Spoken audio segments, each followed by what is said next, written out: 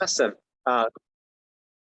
Very good. Very good. I'm just going to get a little stand ready here. So pardon as I get phone set here so I can have my hands free.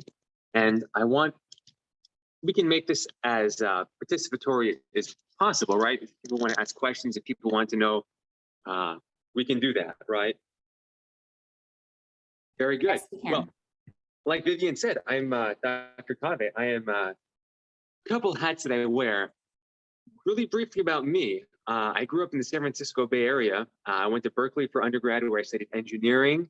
I then went across the bay to Stanford for medical school. I took some time off to do a biomedical device startup using that kind of intersection of engineering and medicine to make some fun, cool devices. It's hard not to do that when you're in Silicon Valley. So you get sucked into the culture. After that, I went to UCLA for an internship in internal medicine, and then to Harvard for residency, came back to San Francisco, and I did a fellowship in integrative medicine. So like, what does that all mean, right? I only give that background because I just want people to know that medicine is super broad, and there's a lot that you can do in medicine. And we need more of it in medicine because we need people that understand, obviously, hard science, engineering, et cetera. We need people that understand Eastern medicine, South Asian medicine, in addition to Western medicine, to be able to essentially integrate so many aspects of medicine to deliver better care to patients. Most of you guys are probably in the United States. Is that a fair assumption, Vivian?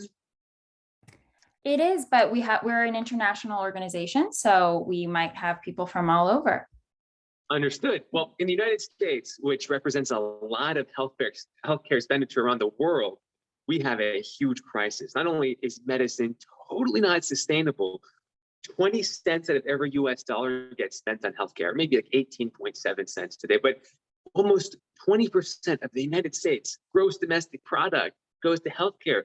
That's insane when most other industrialized countries are closer to 10% with better outcomes in so many categories. So anyway, we don't want to go into necessarily that politics and all those things in this brief time we have together, except to emphasize that, gosh, if we want to solve a healthcare problem that is eventually going to reach other industrialized countries, as well as we export the bad habits that the United States has, like fast food, poor sleep, et cetera, et cetera, et cetera.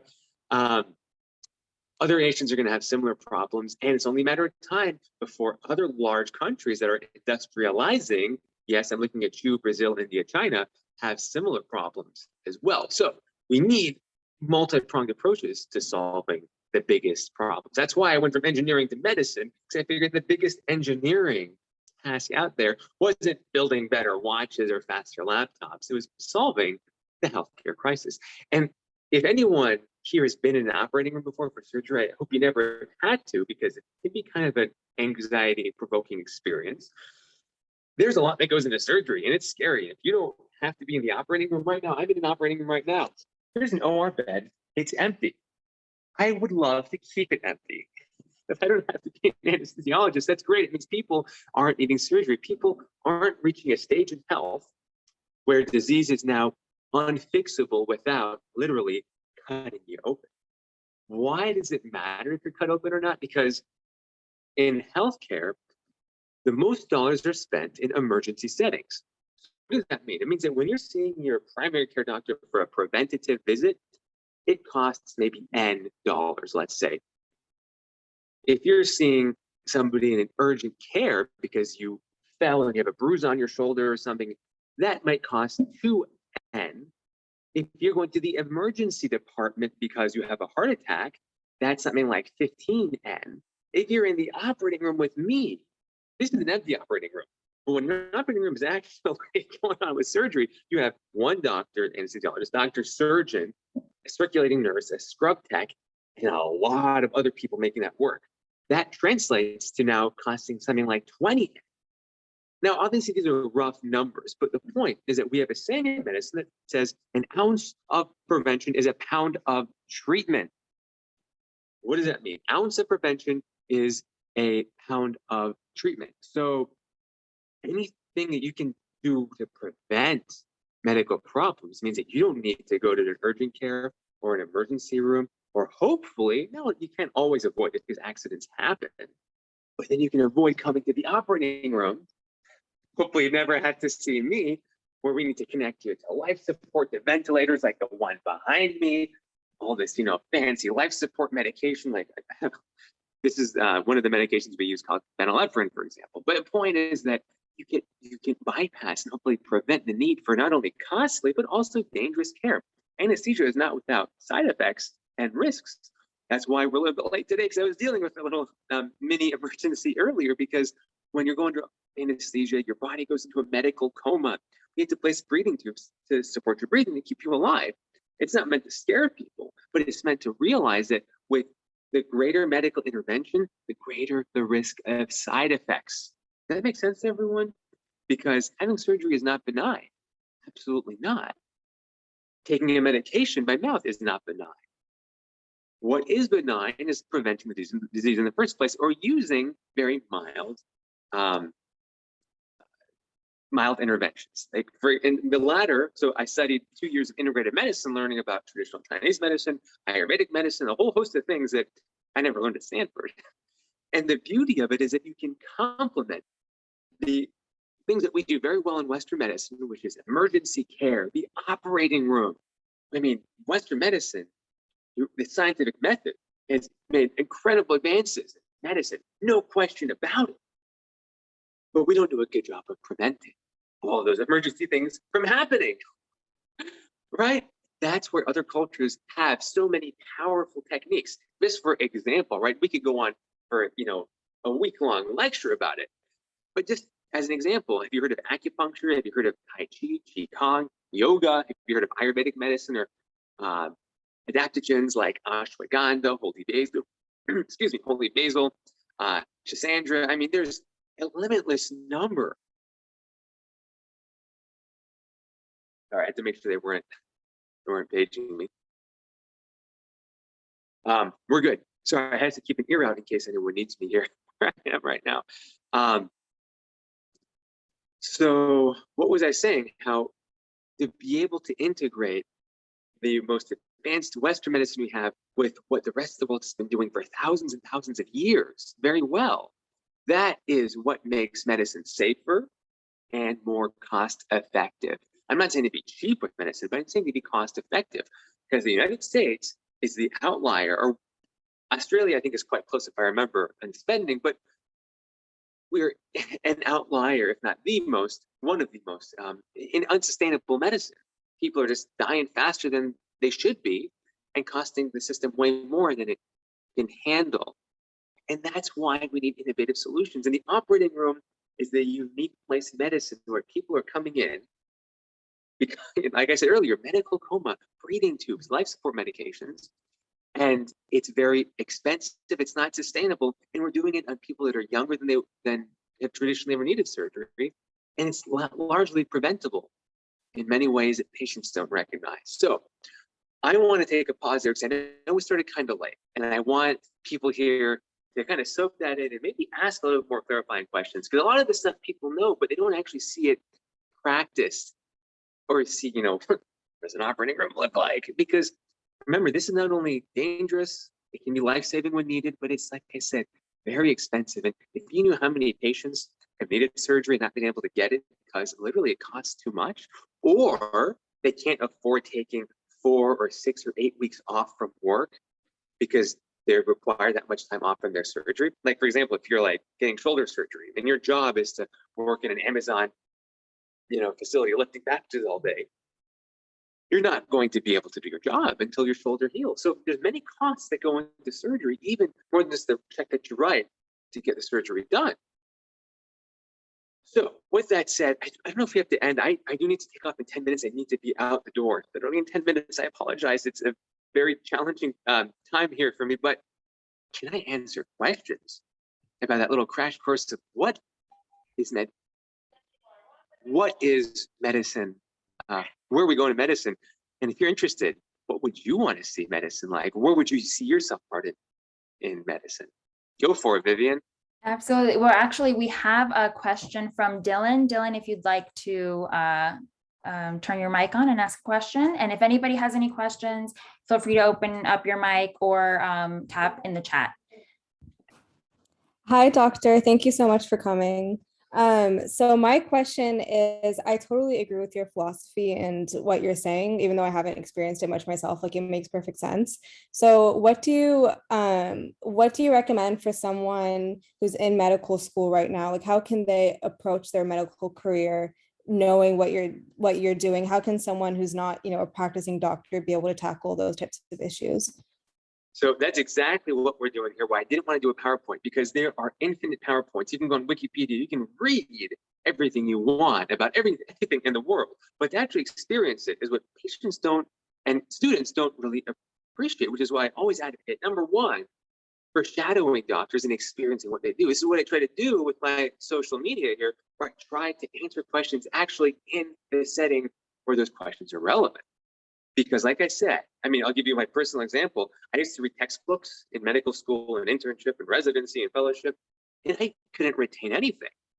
For patients, the same way. Patients can hear the same thing over and over again. Eat healthy, exercise every day, sleep 8 hours, but clearly that doesn't make a dent in behavior.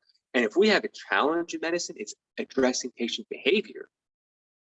And now that could be a policy level thing, but at some point, we are responsible for our actions, and it's harder for us to take action unless we have a tangible thing we can actually look at, smell, hear, feel, listen, whatever resonates with the patient. This is what we call personalized medicine to an extent. I try to do it through social media because patients can better appreciate what does the other side of the veil look like. The operating room, as maybe you don't know, is a very sterile environment. We all wear blue, kind of cover our hair and like our faces usually. It's like everything is clean. No one really knows what happens there. The specific point here is that when my passion is to see the light click in patients' eyes. When patients realize what they're getting into, that amount of knowledge is very transformative and can empower patients to take better control of their life, whether because they don't want to be in the operating room, because they're like, heck no, I'm going to eat my celery and not end up on the OR table with Dr. Kaveh, or whatever it might be. There's many reasons. Or maybe someone's going to say, wow, I want to do that. I want to work in the operating room. But unless you actually see it live, Wikipedia ain't going to cut it. Certainly not for me, because I did not retain anything when I was studying my books. It wasn't until I actually started shadowing doctors. That's what I try to achieve. And that's what I recommend for anyone who wants to either take care of their body or to go into that as a profession. You have to actually see it and feel it and live it. Great question. Thank you so much. Dr. Kaveh, thank you so much. I have a question for your medical, education. Was integrative medicine something that you were able to learn in medical school, or did that have to come from other sources? Like, for example, shadowing and things like that, or is that something that they teach? Yeah, I wish it was something that they teach. And there's a trend to making it more acceptable. However, as of now in 2021, it's still not an official part or a standardized protocol in any medical education that I'm aware of, with the exception of maybe University of Arizona. So I did a fellowship, actually. It's 2 years of extra school on top of everything else, but it's because something I personally was very passionate about. And there's so much misinformation about integrative medicine. Some people call it holistic, alternative, you name it, fill in the blank. And because the barrier to entry is less, because anyone can go over the counter and buy something, there's a lot of more misinformation, unfortunately. And misinformation is harmful. I'll just give you two easy examples. One is that whenever people take these supplements, they can be very effective when used correctly, right dose, right time, right indication, etc.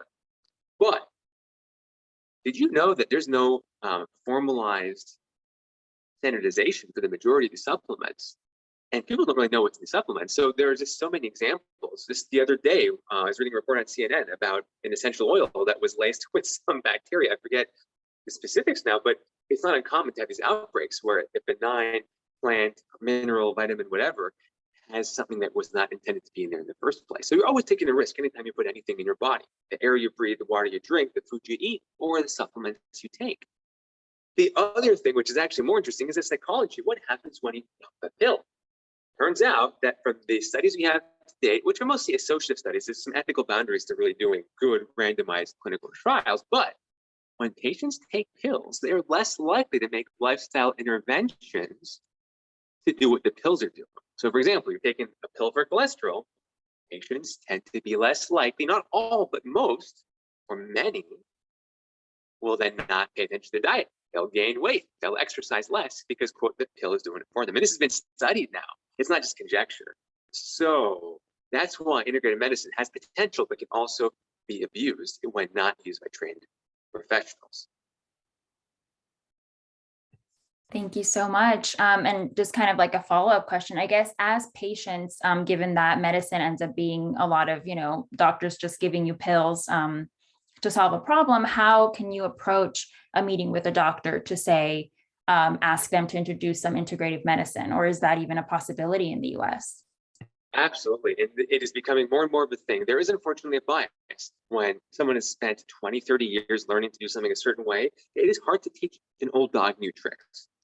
Therefore, it helps when you nudge the provider. For example, patients for me, when a patient tells me, doc, I don't want the pain pills, I'm like, holy guacamole, that's great. Now we can actually, you've demonstrated not only pre-contemplation and contemplation, you've demonstrated willingness and eagerness and desiring an alternative treatment path or something that can use integrative medicine to treat what the pill would do. So pain is one of the most common indications that people go to complementary medicine because we don't have good ways of treating pain other than putting band-aids with opioids on it, which has caused an opioid epidemic in the United States, as I'm sure most viewers are aware. So that is one, you have to know the provider, and most of the newer providers are going to be on board with that. But two, don't be shy.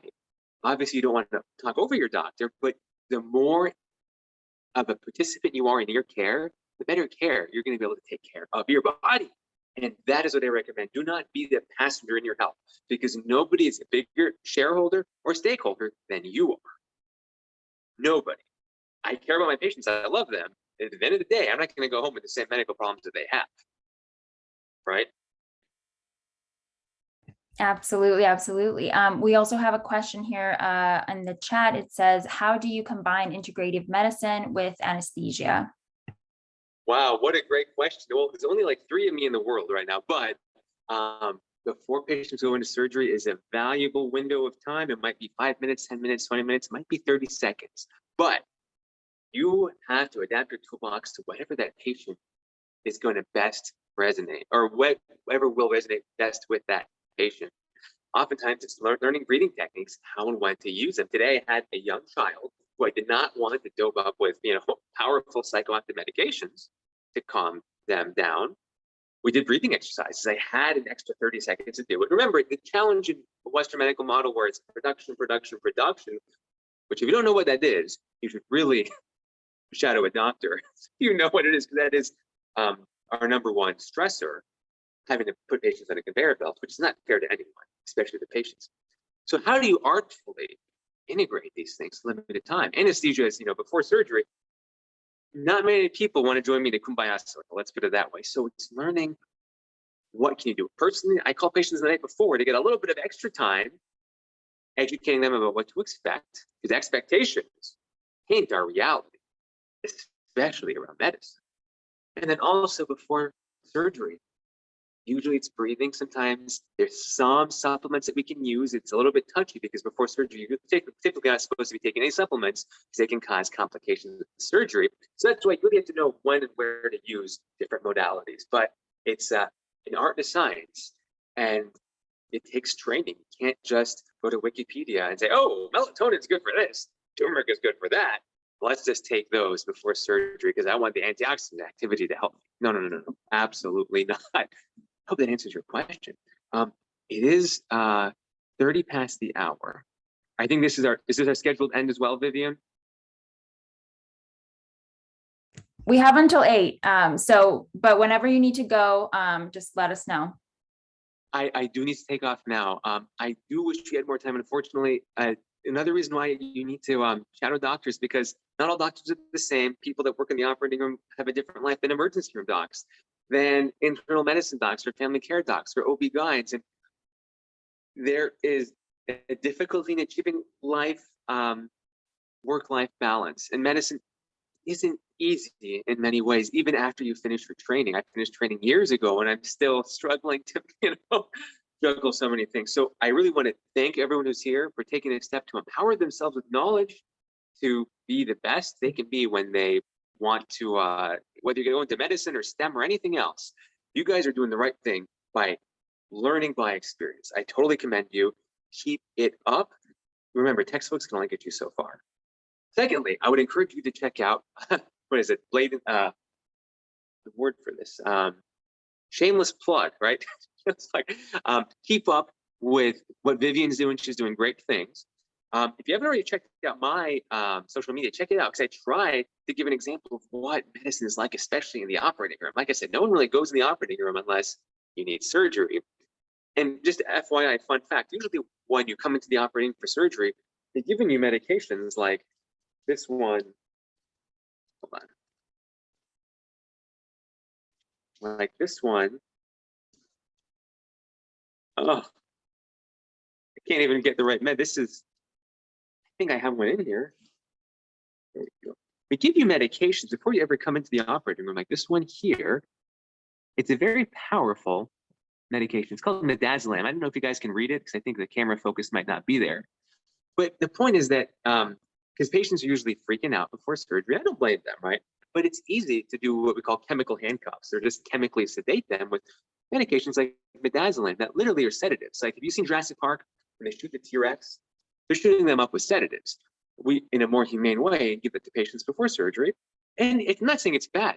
At certain times, it's very important because relaxation is very important before surgery. So you're not going to, cause a complication down the line in the surgery.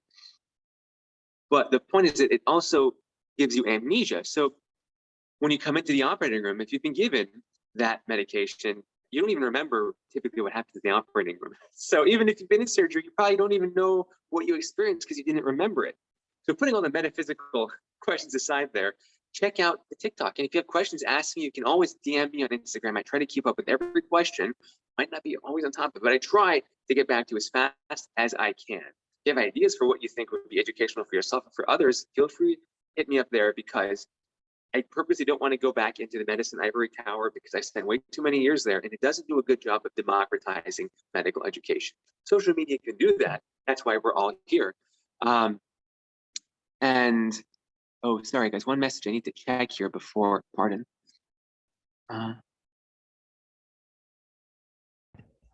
Guys, I've included Dr. Kaveh's Instagram handle in the chat for you guys to check it out. And I've also sent the form for the shadowing certificate. So please make sure to fill that out.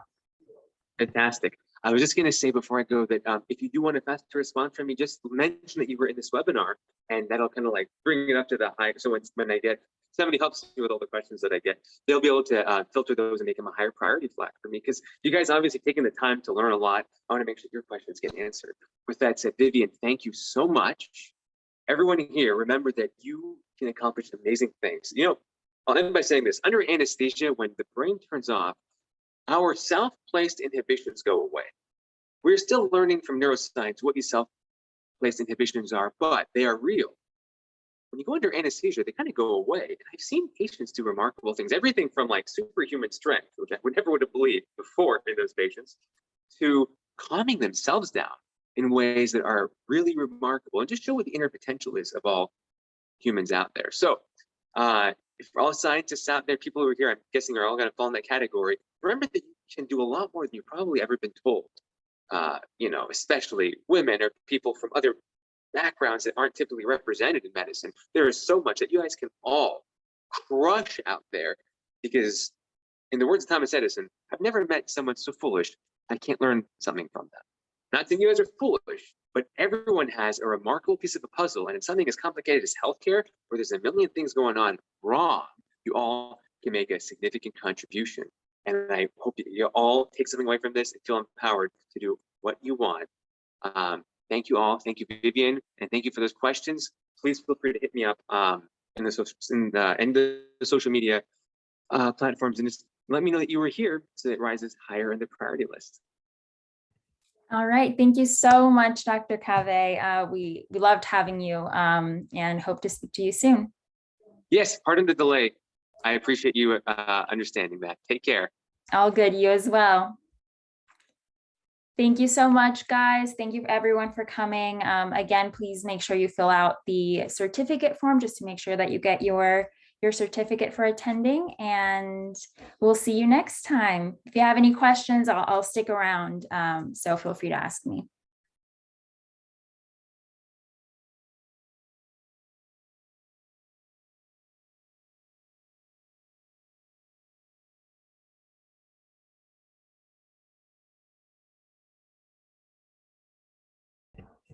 Yes, Usman.